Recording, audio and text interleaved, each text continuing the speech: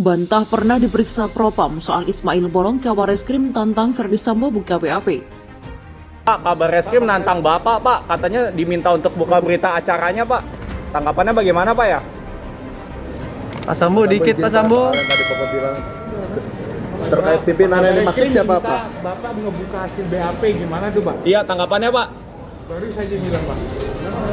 Kabar Reskrim minta Bapak buat buka BAP Pak Sambo. Bukan kalau yang buka, kenapa saya? Ini sekarang Pak Kapolri tidak ya harus bertindak tegas gitu kan, menyelesaikan kasus ini dan memberikan klarifikasi, menjawab kepada rakyat yang betul-betul terjadi itu apakah pernyataannya Ismail Bolong itu atau pernyataannya Bapak Kabar Reskrim atau pejabat yang lain yang menerima itulah gitu. Nah ini memang sangat berat dari Pak Kapolri, dan Pak Kapolri kan sudah berbicara itu menindak tegas. Hanya saya tidak tahu tim yang ditunjuk itu untuk menindak tegas itu apakah sudah solid, apakah sudah ada dan sudah bekerja. Saya tidak tahu karena kebiasaan biasanya tim itu kalau bekerja tidak akan mengekspos hasil pekerjaannya itu, sehingga kita tidak tahu seberapa yang sudah dikerjakan itu seberapa efektif. Tapi ya bantuan dari PPATK itu sangat bagus sekali.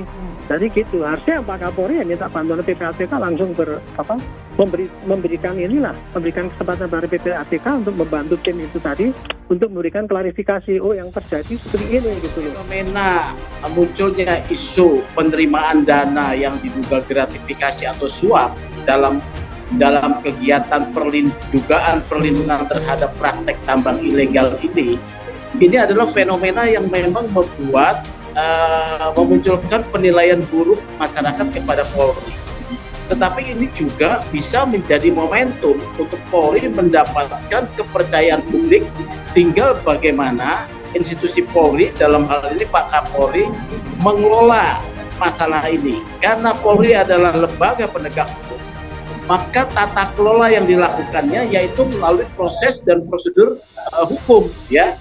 Proses dan prosedur hukum dengan membuka satu proses penyelidikan. Nah, pertanyaannya ya, apakah penyelidikan ini dilakukan hanya oleh unsur Propam, Irwasum, dan juga Barreskrim, ya, atau juga akan melibatkan pihak luar?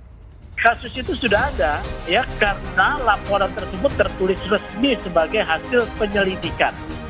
Nah, terkait apakah kasus hasil penyelidikan tersebut kredibel dalam arti prosesnya sudah benar, ya, apakah dilakukan sesuai prosedur penyelidikan terhadap dugaan praktek penerimaan uang dalam perlindungan tambang ilegal, ini yang menjadi pertanyaan. Karena apa, ya? Karena kan dibantah oleh Pak Kabar Reskrim, ya.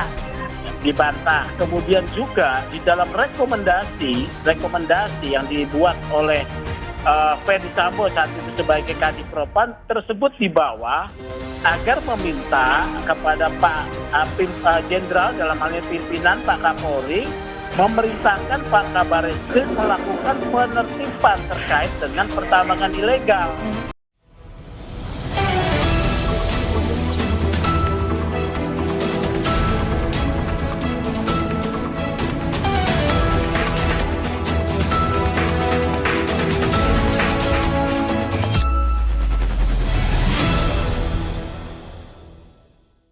Kabar Reskrim Komisaris Jenderal Agus Andrianto meminta Ferdy Sambo untuk membuka berita acara pemeriksaan atau BAP.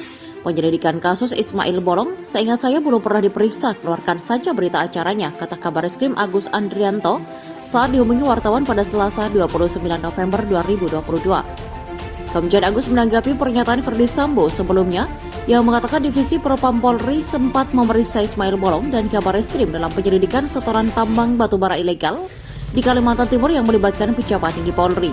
Sempat itu periksa Ismail Bolong dan Kabar Reskrim, kata Ferdy Sambo ketika jeda sidang pembunuhan Brigadir J di Pengadilan Negeri Jakarta Selatan pada hari Selasa 29 November 2022 lalu. Ferdy Sambo mengatakan ia sudah menyampaikan laporan hasil penyelidikan secara resmi ke pemimpin terkait penyelidikan kasus Ismail Bolong. Melalui laporan tersebut yang menjelaskan proses penyelidikan Divisi Propam Polri telah selesai dan tinggal ditindaklanjuti. Laporan resmi kan sudah saya buat, artinya kan ini saya tinggal tindaklanjuti, kata Ferdy Sambo. Komjen Agus sebelumnya mengaku heran kenapa Ferdy Sambo, mantan Kepala Divisi Propam Polri dan bawahannya, Mantan Kepala Biro Paminal di Propam Hendra Kurniawan melepas Ismail Bolong jika memang tuduhan dirinya menerima setoran tambang ilegal benar ada. Kenapa kok dilepas sama mereka kalau waktu itu benar? Jangan-jangan mereka yang terima. Dengan tidak diteruskan, masalah lempar batu untuk alihkan isu, kata Agus dalam pesan teks yang dikirim pada Kamis 25 November 2022. Sebelumnya, Hendra Kurniawan mengkonfirmasi dokumen laporan hasil penyelidikan Ismail Bolong CS yang beredar. Ia juga mengaku memeriksa langsung Ismail Bolong dan mengkonfirmasi nama Kabareskrim dalam laporan tersebut. Itu kan ada semua bukti-bukti, kata Hendra Kurniawan setelah mengikuti sidang obstruction of justice pembunuhan berencana Nofriansah Yosua Huta Barat di Pengadilan Negeri Jakarta Selatan pada hari Kamis 24 November 2022 lalu. Sebelumnya, Kapolri Jenderal Listio Sigit Prabowo memerintahkan anak buahnya segera menangkap bekas anggota Satuan Intel dan Keamanan Polres Samarinda Ajun Inspektur 1 Ismail Bolong. Ismail diduga menjadi backing tambang ilegal di wilayah Kalimantan Timur. Saya sudah perintahkan untuk menangkap Ismail Bolong, kita tunggu saja, kata Sigit saat ditemui wartawan majalah Tempo, Linda Trianita di ruang kerjanya pada Jumat 18 November 2022. Kepada majalah Tempo, Listio mengaku tak tahu soal dugaan keterlibatan sejumlah petinggi Polri karena hanya mendapatkan laporan singkat soal penyelidikan yang dilakukan Divisi Propam Polri saat itu. Terakhir ada rekaman testimoni yang menyebutkan soal itu tidak masuk ke saya. Yang dilaporkan kepada saya hanya ringkasan pemeriksaan dan rekomendasi, bukan laporan pemeriksaan yang rinci, itu biasanya dari bawahan ke atasan, kata dia. Padahal sebelum dokumen tersebut jelas tertulis bahwa Ferdi Sambo, Kepala Divisi Propam saat itu, menulis laporan itu dengan ditujukan kepada Kapolri Jenderal Listio Sigit Prabowo.